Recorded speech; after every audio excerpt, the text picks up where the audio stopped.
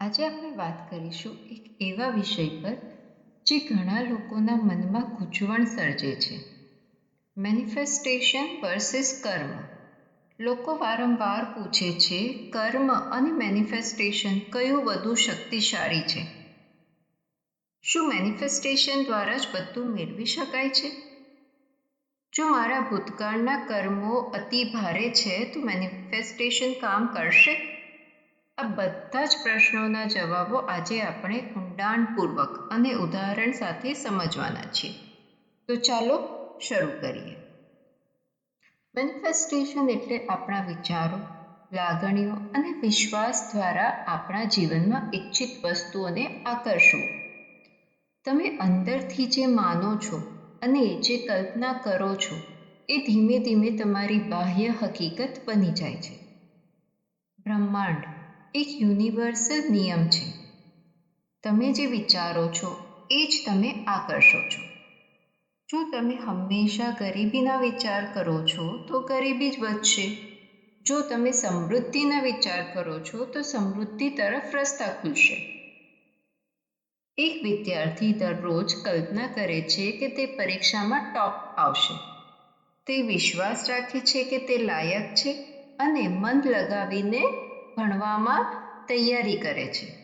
આ માનસિક શક્તિ, વિશ્વાસ અને તૈયારી ત્રણેય મળીને તેનું મેનિફેસ્ટેશન પૂર્ણ કરે છે. એટલે મેનિફેસ્ટેશન એ મન અને આત્માની સર્જન શક્તિ છે. કર્મ શબ્દ સંસ્કૃતમાંથી આવ્યો છે. તેનો અર્થ છે કામ, ક્રિયા અથવા કાર્ય. પરંતુ આધ્યાત્મિક અર્થમાં કર્મ એટલે તમે જે કરો છો તે જ પાછું તમારા જીવનમાં પરત આવે છે. જેમ આપણે બીજ વાવીએ છીએ તેમ તેનું જ ફળ મળે છે. તમે અગર આંબલી વાવશો અને કેરીના ફળની અપેક્ષા રાખો તો એ શક્ય નથી. કર્મ પણ એવું જ છે. સારા કર્મ કરશો તો સારા પરિણામ મળશે, ખરાબ કરશો તો ખરાબ. કર્મના 3 પ્રકાર હોય છે.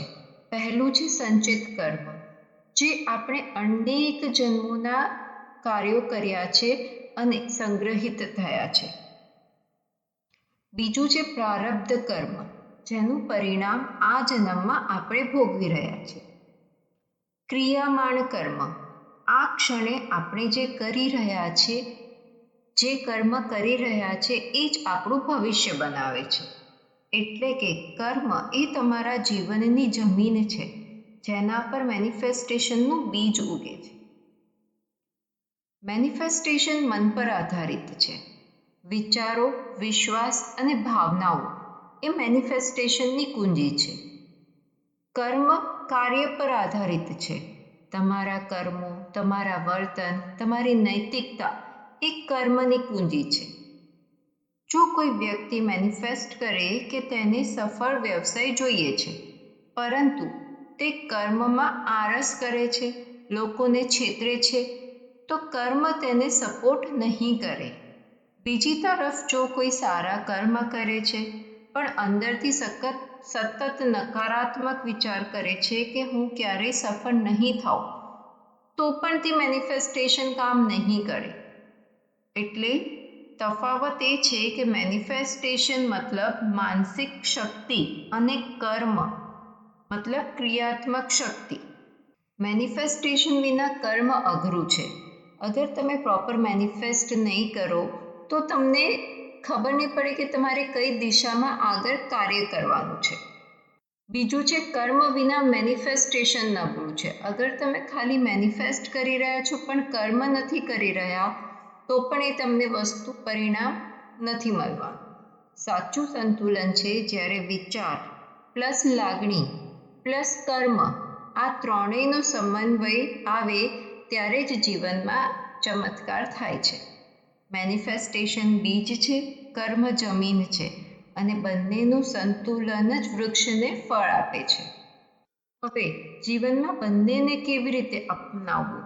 તો એ માટે તમે રોજ વિઝ્યુલાઇઝેશન કરો, ગ્રેટિટ્યૂડ લખો, હું લાયક છું જેવા પોઝિટિવ અફર્મેશન્સ બોલો, ધ્યાન અને મેડિટેશનથી મનને શુદ્ધ અને શાંત કરો.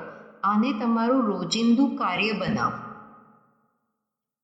કર્મ માટે સત્ય બોલો, દયા રાખો, ઈમાનદારીથી વર્તો. તમારા જે પણ કાર્યો હોય તેમાં તમે હંમેશા સત્ય બોલો, દયા રાખો, ઈમાનદારી વર્તો, બીજાને મદદ કરો, ખોટા કાર્યો કરવાનું ટાળો.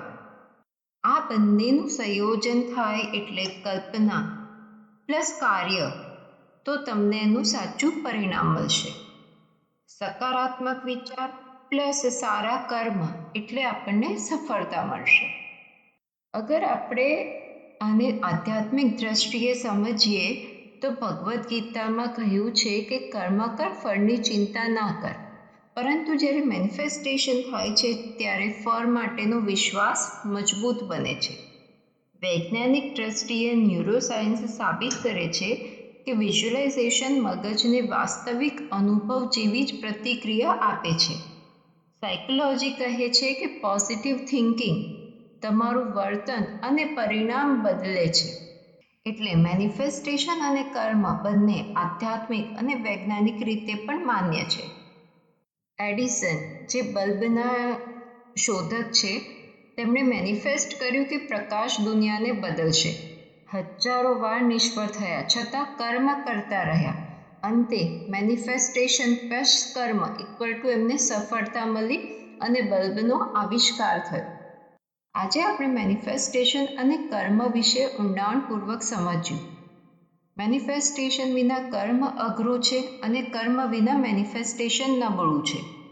વિચાર, લાગણી અને કર્મ ત્રણેયમાં સંતુલન લાવશો તો જીવનમાં અદ્ભુત બદલાવ આવશે. જો તમને આ વિડીયો ગમ્યો હોય તો કૃપા કરીને લાઈક કરો, શેર કરો અને સબસ્ક્રાઈબ કરો. ફરી મળીશું નવા જ્ઞાન અને પ્રેરણાથી ભરેલા વિડીયો સાથે.